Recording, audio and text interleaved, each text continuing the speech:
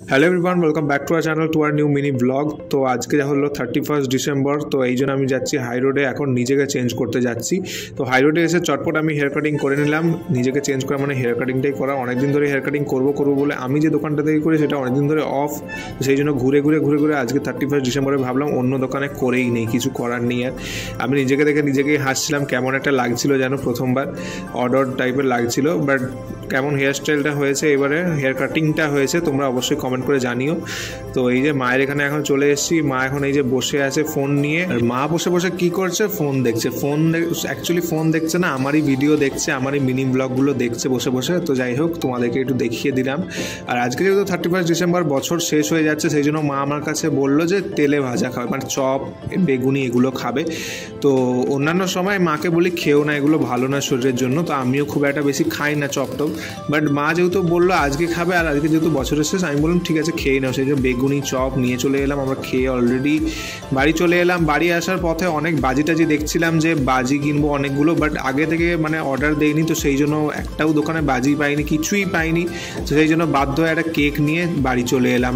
কিছু করার নেই, বাট আজকে অনেকগুলো বাজি নেওয়ার খুব ইচ্ছে ছিল। তো যাই হোক, এখন আমার জন্য মা বানাচ্ছে চা, আর আমার জন্য বানাচ্ছে কফি, আর মা নিজের জন্য বানাচ্ছে চা। তারপর আমাদের ফ্রিজে দেখলাম চিকেন আছে, তো সেই জন্য একটু চিকেন পকোড়া বানিয়ে নিলাম।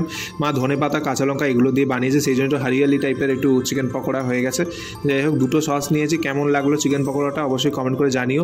আর এখন যে দাঁড়িয়ে চিকেন পকোড়া খেতে খেতে ভাবছি কখন 12টা বাজবে আর কখন বছরটা মানে আমরা শেষ হওয়াটা এটা উদযাপন করতে পারবো, সেলিব্রেট করতে পারবো নিউ ইয়ারটা।